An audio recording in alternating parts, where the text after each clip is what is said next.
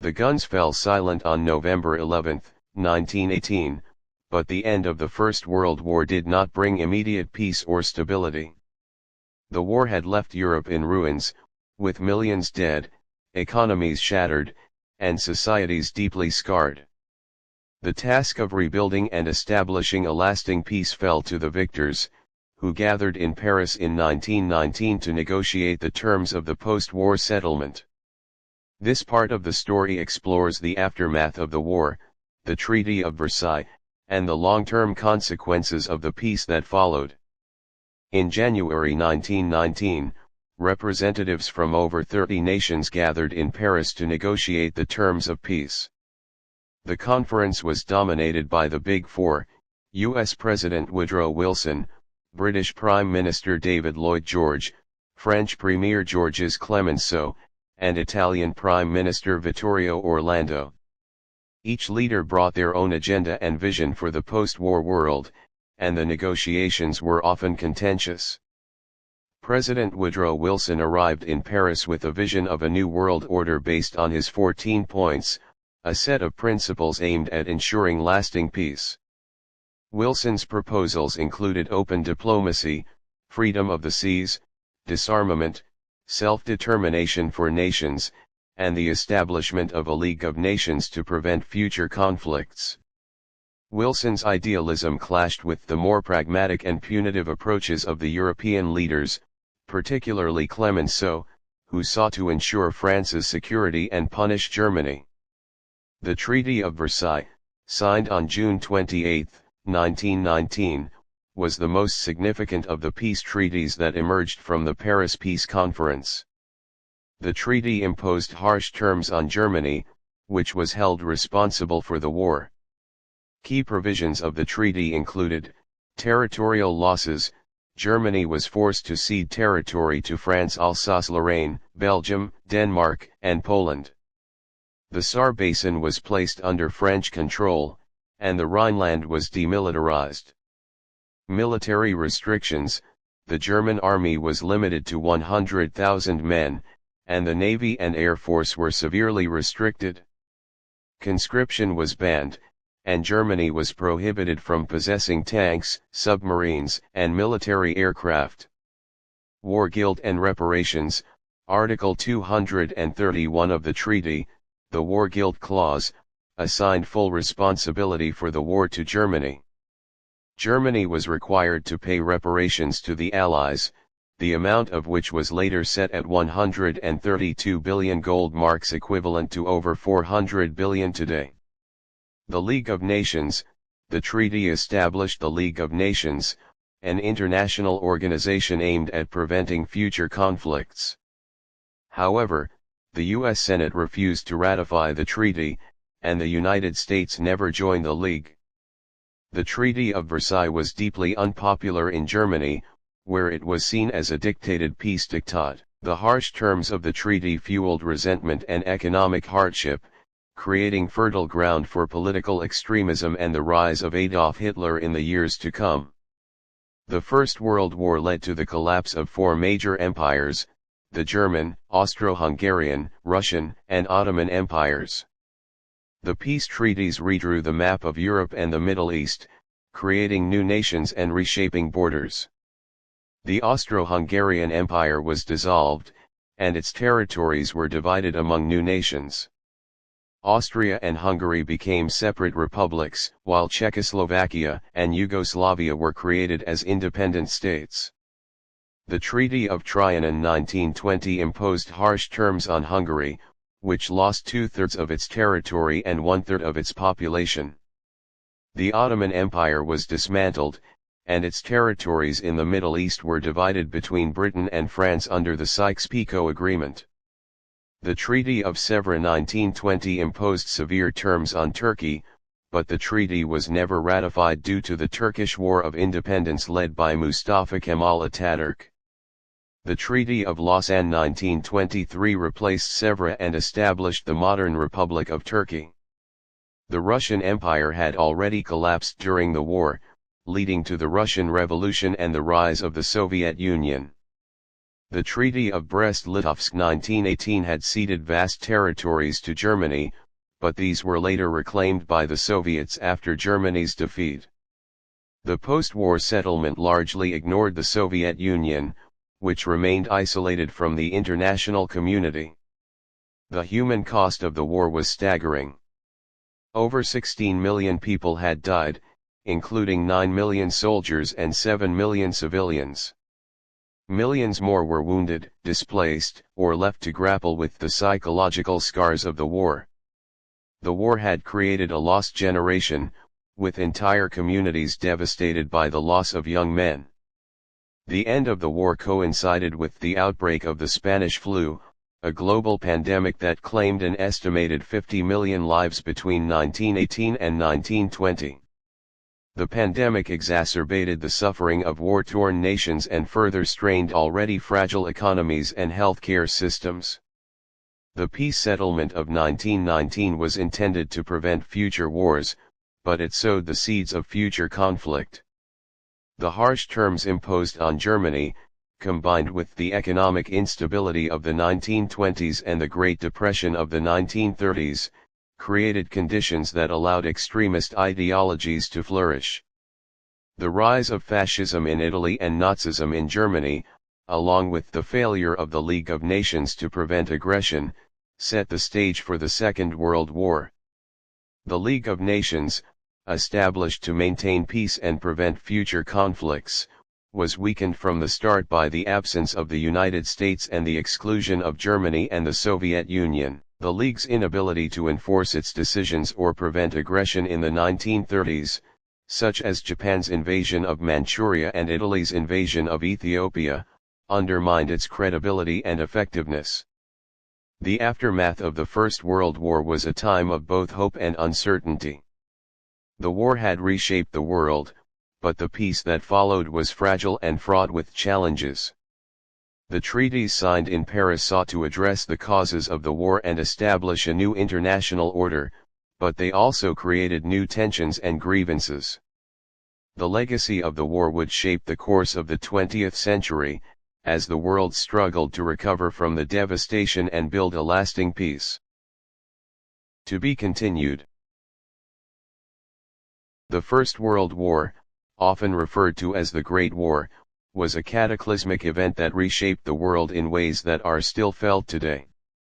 Its legacy is vast and multifaceted, influencing politics, society, culture, and international relations for decades to come.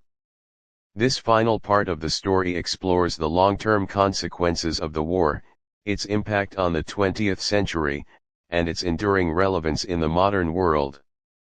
The Treaty of Versailles and the post-war settlement created a fragile peace that ultimately failed to address the underlying causes of the conflict. The harsh terms imposed on Germany, combined with economic instability and social unrest, created fertile ground for the rise of extremist ideologies. In Italy, the economic and political turmoil of the post-war years led to the rise of Benito Mussolini and the Fascist Party, which came to power in 1922. In Germany, the economic devastation of the Great Depression and widespread resentment over the Treaty of Versailles fueled the rise of Adolf Hitler and the Nazi Party. Hitler's promise to restore Germany's greatness and overturn the injustices of Versailles resonated with a population desperate for change. By 1933, Hitler had seized power, and the world was on the path to another global conflict. The League of Nations, established to prevent future wars, proved ineffective in the face of aggression. The League's inability to enforce its decisions or prevent the expansionist policies of Germany, Italy, and Japan in the 1930s undermined its credibility.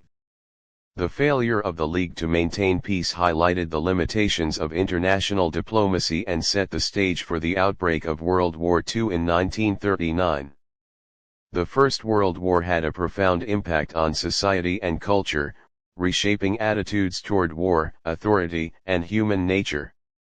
The war's unprecedented scale and brutality shattered the optimism of the pre-war era and left a deep psychological scar on those who lived through it. The term lost generation, coined by American writer Gertrude Stein, refers to the generation of young men who came of age during the war and were left disillusioned and traumatized by their experiences. Writers such as Ernest Hemingway, Eric Maria Remarque, and Wilfred Owen captured the horrors of war and the sense of alienation and despair that followed. Their works, such as All Quiet on the Western Front and A Farewell to Arms, remain powerful testaments to the human cost of the conflict. The war also brought significant changes to the role of women in society. With millions of men at the front, women took on new roles in the workforce, particularly in industries such as munitions, transportation, and agriculture. In many countries, women's contributions to the war effort helped advance the cause of women's suffrage. By the end of the war, women in Britain, the United States, and several other countries had gained the right to vote. The war's impact on culture extended to the arts, where it contributed to the rise of modernism. Artists, writers, and musicians sought to break with traditional forms and explore new ways of expressing the fractured and disillusioned world of the post-war era. Movements such as Dadaism and Surrealism emerged as responses to the absurdity and horror of the war, while composers like Igor Stravinsky and painters like Pablo Picasso pushed the boundaries of their respective art forms. The First World War was a catalyst for technological and scientific innovation, as nations sought to gain an edge on the battlefield. Many of the technologies developed during the war had lasting impacts on both military and civilian life.